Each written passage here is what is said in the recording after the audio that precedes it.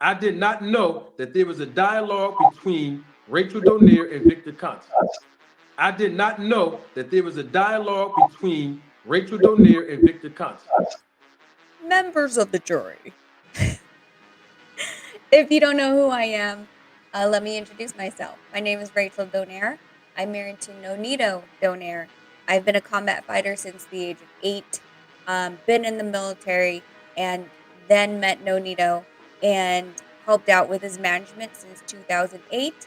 And then from there, became a head trainer, strength and conditioning coach, seen a plethora of contracts, negotiated contracts on my own, and advise other fighters on their contracts.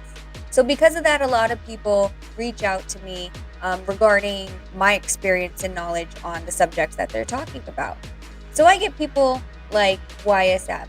YSM Sports Media reached out to me in December of 2022. I did an interview for him, and it was about Terrence Bud Crawford. It went viral, and other content creators from here started reaching out, requesting their own interview. From that YSM interview, I was introduced to other YouTubers that wanted interviews with me. And guess who one of them was? Manager Marty. This interview is from January 27th, 2023. And he was smiling and happy and gave me an amazing introduction like he normally does until recently. But we'll get into that one later. This is not where the relationship ended. It didn't just end after this interview. We made sure to keep in touch. When we went to Philadelphia in February of 2023, we met up with all the YouTubers that wanted to come out. Of course, Manager Marty was there. We had an amazing conversation, or I mean, at least what I thought, from the bar, and continued friendship through text messages. You know, we made sure that we appreciated each other's time and the building of this new friendship. We continued texting and texting, calls, texts. Hey, can you come up on StreamYard to talk about this? And I answered every single time that I could when my schedule permitted. Because guess what? I had a new friend and I wanted his channel to grow. I wanted him to have more subscribers. And in there, he asked me who else I knew. He was so comfortable because he knew the Rolodex I have and the contacts I have, the business relationships I've built. I can get anyone. I can get Todd DeBuff, his cell phone, you know, any of the people in the game. But there was one that he asked me about specifically that he wanted to get on the show. So because he wanted him, I went out and grabbed him for him. Who am I talking about? I'm talking about no other than Victor Conte. After the Philadelphia meeting, I reached out to Victor, who I haven't talked to. Victor and I really don't have a constant communication relationship, as Nonito had left him about 15 years ago. But he won't stop to text me things every now and then. Things about his Netflix documentary, congratulations on Maloney's fight. But if you could see, the start of the conversation was spread as January 22, 2023. But let's look. Through this, I don't text him back.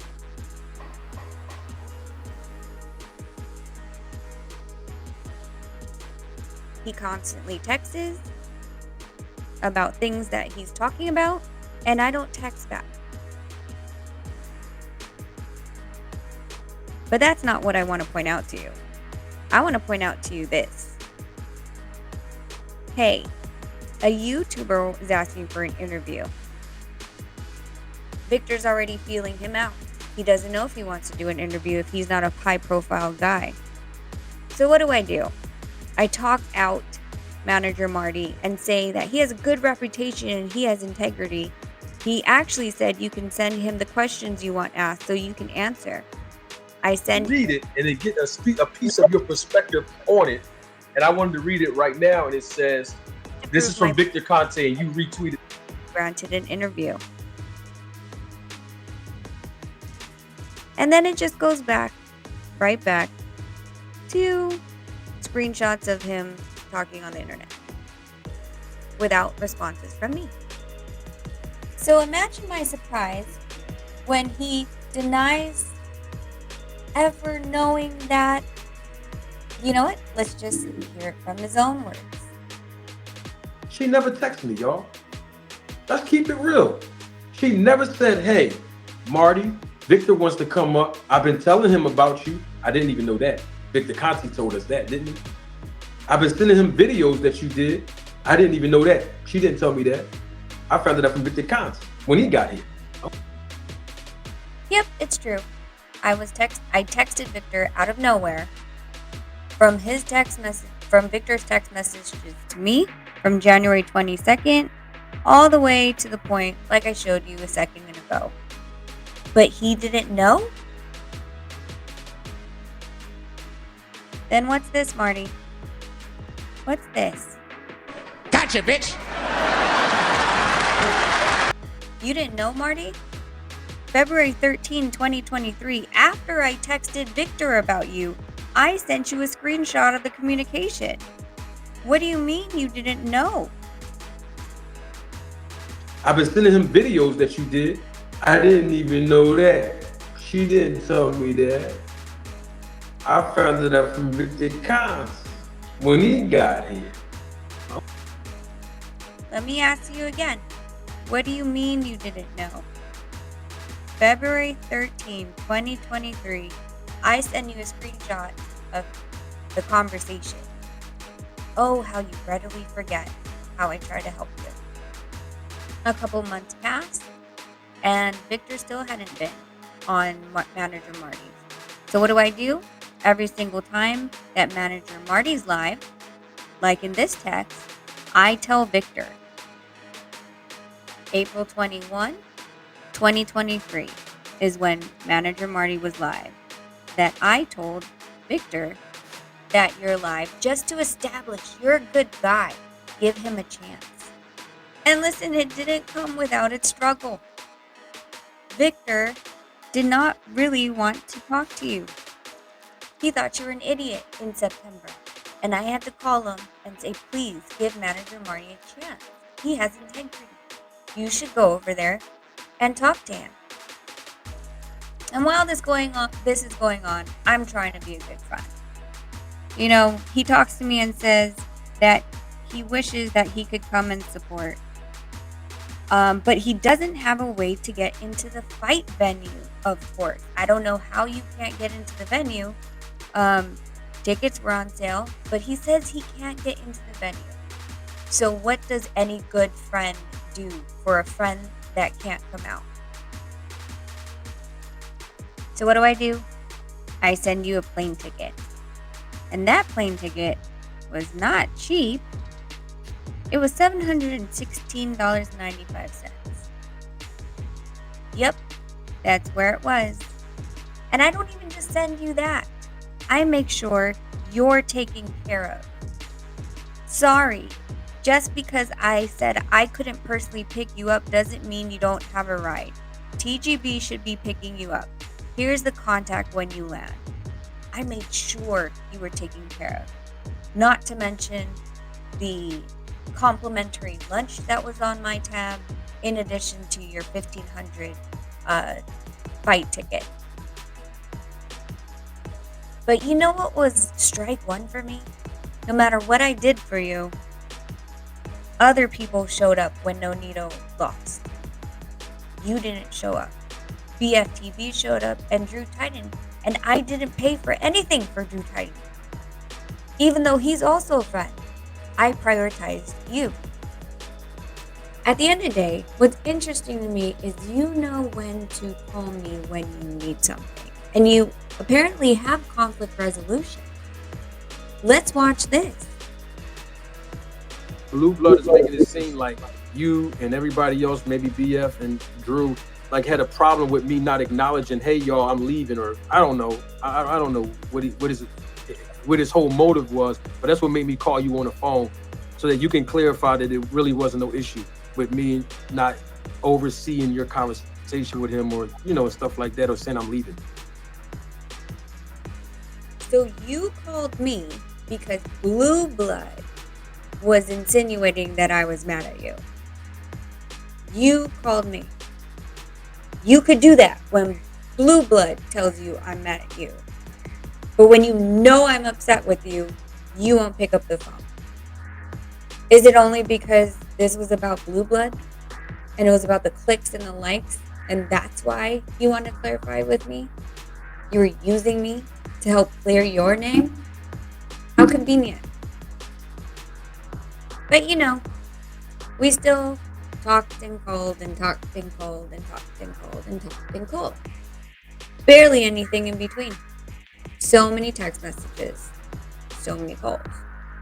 But let's talk about it. You were ambushed, right? But let's just hear it from you. I did not know that there was a dialogue between Rachel Donaire and Victor Constance. How are you blatantly lying? Like, the fact that you can lie and tell people with a straight face this lie, knowing the truth, is absolutely ridiculous to me. You didn't know that I had conversation with Victor. Okay, well let's just throw away the one that was in February. Maybe you forgot. Maybe you forgot. But how did you forget this? We set up the entire thing. Don't you remember? Look at the date. Let me zoom that in for you real quick. December 23. Approximately 4 days before Victor came to your live. You want me to ask him. Again, this is Manager Marty. You want me to ask him what his problem is with you? Well, let's watch the video.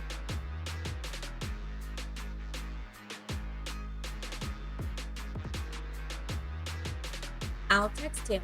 What message do you want me to deliver to Victor? But you didn't know. You didn't know I have communication with him, and yet you're telling me what to tell him. I'm telling you what he just texted me back. And around the circle we go. But not just that. The day before the live, Marty, you forgot. We had 2 conversations for 22 minutes. Completely setting this up, how you're going to pretend you don't know that Victor's coming up. That was the first 22-minute conversation. But there's also the second 22-minute conversation talking about what you were going to talk about with Victor tomorrow on live. Explain it, because what did you say? I did not know that there was a dialogue between Rachel Donaire and Victor Constance. So you didn't know. I just keep harping on this, how you didn't know when you set it all up. You set it all up.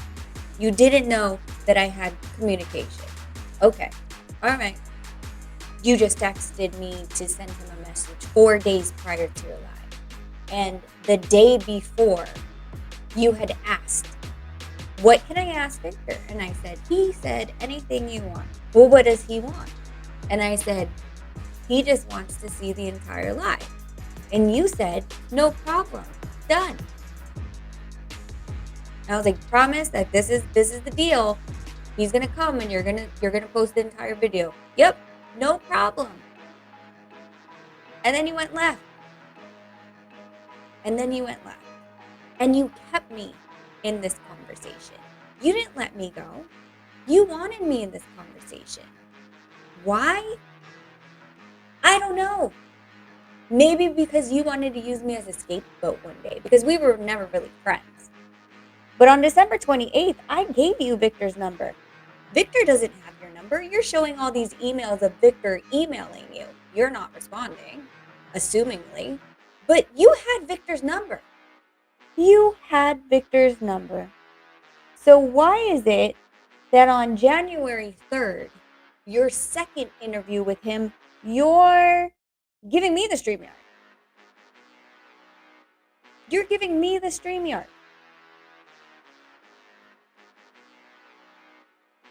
Now I'll tell you why you're giving me the StreamYard. For some strange reason, you can't pick up the damn phone and call the number that I gave you. You also can't email the StreamYard to Victor for some strange reason. So what do? You interrupt me in the middle of a meeting, right? You interrupt me in the middle of a meeting. I was in a meeting on January 3rd. You miscalled me because you were trying to get Victor on. Could have called him. Could have emailed him, but you called me. You called me and I called you 1 minute back. Why did I call you a minute back? Well, not that it's any of your damn business, but I was in a meeting. If you could see, this was January 2nd. We're talking about lunch plans, and from 4 to 9, we were going to go and do something else.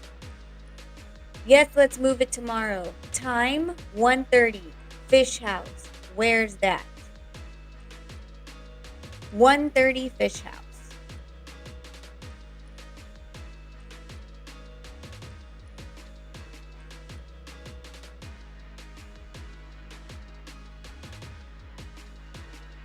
I asked my associate if he was on his way yet. And he was on his way, leaving Pahrump at 1:12 p.m. It takes 45 minutes to get to where I was. So when you called me to get Victor on, when you could have called him yourself, I had to step out of my meeting. And mind you, this is a meeting from 2 o'clock to almost 9 o'clock. So I was in and out of your live. Yes, I was in and out. I'd make a comment, and then I would leave again whenever we had a break or we had other people to talk to. But at no point did you leave me out of the conversation. Okay, I stand corrected. There was a point that you left me out of the conversation. It was after January 3rd. January 3rd was the last time I texted you. I told you I was in a meeting, I couldn't see the live. Can you send me the link? And that Victor accidentally had his email on the computer. Probably should have edited that out, right? Trying to look out. But you know what? That didn't matter to you. You never responded to that text message, let alone call me. And I couldn't figure out where in the world our friendship ended. So after more than 30 days passed, and I still hadn't received a text or a phone call from you when the entire time of our friendship, you were constant in the communication. Someone else asked me in the finance chat, which you addressed. And all I said was, let's just say I lost communication with him, which was true, but I didn't throw you under the bus yet. I still was hoping. I still thought we were friends. Maybe you were having a bad day. But then you acknowledged it. You acknowledged what I said. I don't know how Rachel lost communication with me. She has my personal cell phone number. She has my email address, and she know where I am on live. I have your phone number. I have your email, and you go live. I'm sorry. I wasn't going to address this live. I wasn't going to give that anymore. I already gave my expertise, used me as a panelist and an expert in the field. Why should I address you if you're not answering your personal phone number? You're not texting me. You're not returning my call. Why would I continue to hound you? Communication's a two-way street, bro. And you already showed that when Blue Blood told you that I might be mad at you, you picked it up right away. On live, kind of weird, but whatever. Picked it up right away to clarify that there was no issue. So you could call me when Blue Blood tells you that there's an issue. Or that he perceives that there's an issue between us. And you want to call me and clarify. But when you see a chat on Fanon's channel saying I lost communication, that didn't make you readily want to pick up the phone. Instead, you wanted to say this on live again. I started to see who I was to you. This wasn't a friendship to you. It wasn't until this live that I finally keyed in to why you even became my friend. Quick thought, I was like, man, damn, we really. I've been doing research on doping in boxing and sports in general for over 15 years. How did I miss this? When I heard that at KO's channel, my stomach turned upside down. I was like, how could I have been so damn blind? Has he always been doing this for 15 years and just wanted Victor Conte? Is there other places that he's been saying that he's been doing this for 15 years? And unfortunately for him, there is. And now I know the whole reason why he wanted to be friends with me and dumped me as soon as he got Victor. He said it time and time again. And I was blinded by friendship. The founder of VADA said those words in an interview 10 years ago. That's how long I've been telling you I did my research on this, 15 years. People don't want to believe it. You've been saying this over and over and over again, apparently. And I just was blind. I was blinded by friendship.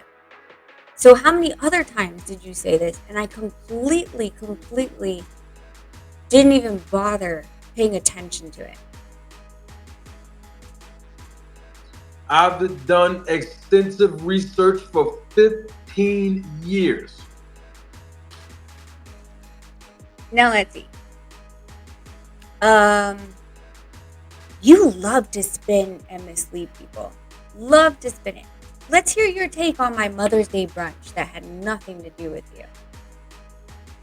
This topic's so important that a Mother's Day brunch have to be interrupted for Rachel Donaire to leave her children to get online to talk about this. This has absolutely nothing to do with her. It has absolutely nothing to do with her husband, Hall of Famer, world champion, Nonito. Why does this happen? He's asking, why? It has nothing to do with Rachel or Nonito. It doesn't. It doesn't. Promise, I swear. Scouts on her. I'm not lying. Well, why didn't you post the first part of the video of what Henry was saying before I went live? Or is it because you're trying to spin a narrative again? Because you don't think that anyone has proof to debate what you're saying. Take a look at this. Okay, women too. What the fuck is wrong with Rafael Nonito Donaire's wife? Bro, if you ain't a fucking doctor, shut up. Shut the fuck up. I like Nonito Donaire. He called me 2 days ago. Early in the morning. I thought he was going to tell me about his wife and shit, but So that's why I went up. Because Henry called me by my name. He said to shut the fuck up. I'm not a doctor. Don't know what doctors have to do with this argument. And he lied on Nonito's name and said that, he called me out of nowhere. And I thought he was going to talk about his wife. BS, bullshit, have the screenshots, have evidence. So, he called me out. He said my name, me specifically, had completely to do with me and Nonito. And when I went up to that panel, it was about me and Nonito. Can you please stop trying to mislead people? I mean, I'm hoping they're not as stupid as you are to forget your lies that you have told. But let's be honest. At the end of the day, you didn't know there was a dialogue, right? Let's hear it again. I did not know that there was a dialogue between Rachel Donaire and Victor Conte. Liar! Liar! Liar! You didn't know. You didn't know. Amazing. Even though all the texts and the phone calls show that you knew that I was talking to Victor. Show that you knew that we were talking to bring him up to the channel. Show that you wanted to put me in the conversation between you and Victor because you had Victor's phone number. You had Victor's email. And yet you're calling me in the middle of my meeting to go and bring Victor into your life. Again, this is the second time. Remember, the first time is also I was helping him get into your life. So you're really good. You're amazing. Clap. Good job, Manager Marty. You're amazing at trying to steer people and say, hey, this is the distraction. But you guys don't know that everything in the background that was being discussed. You don't know that the only reason that this guy decided to even be my friend was because he didn't just want Victor Conti. He wanted Steven Espinoza. But Steven's a little not going to do that for you. There's certain people in my contacts that you want that top tier, bro, I have to know you a little bit more. And you messed up. If you continued, you would have had the other people. You would have had all the interviews because I was being a friend. That's why I flew you out. That's why I made sure you were taken care of. That's why I made sure there was a car. That's why I paid for your damn food. That's why when Nonito had his the ceremonial weigh-in, you didn't have a credential. Mark Nash did, but you didn't. And I stood there and made sure that you still got in the building. I did all of this for friendship. And the moment you got what you wanted, I was crap to you. I was nothing. I didn't even deserve a text back. That's how little you thought about me. This is what happens. When you give people chances and when you believe in humanity, you believe that people have, they're standing on the right side. And that there's no way that they would mess you up because you put your best foot forward. I gave 200% to that friendship with Manager Marty. He gave me a mug and a t-shirt. Never asked him to go to my panel. Never asked him to share our channel. I never asked him for anything. But I gave him everything that I had in a friendship. So Manager Marty, if you are wondering why, it's because you're playing the audience. It's because the whole time was you wanted Victor. From the time I met you, you wanted Victor. Well, you had like 5 more other people, but you wanted Victor. I didn't know this entire time that you've been talking about it, that you've been researching for 15 years. I didn't know that was your end game and that you were going to be manipulative and conniving until you didn't need me anymore. So touche. I thought I was very smart. Apparently, I'm a bad judge of character because I allowed you into my house. I allowed you around my family and my kids. Oh, and speaking about kids and Mother's Day, that wasn't even on Mother's Day. That was Saturday. And you have to understand that Mother's Day for me was Thursday, Friday, Saturday, and Sunday, and Monday. And actually just finished yesterday because I also got a massage. So it's not like, oh, well, this is like an exclusive Mother's Day brunch. Don't bring up my kids. Do not indicate or imply that I am a bad mother. Because I homeschool my kids, you have no right to even say anything when your own family life you need to fix. I get that you're jealous that I spend this much time with my kids, but maybe you should be looking at your own family, then commenting on how I spend 20 minutes out of a day to defend my family out of the 24 hours that I am with my babies. So, members of the jury, I think at the end of the day, I've proven all the texts, the receipts, and words from his mouth that Manager Marty is nothing than a fake fraud friend that uses you until he doesn't need you anymore. I'll see y'all later. Now, if any of you sons of bitches got anything else to say, now's the fucking time!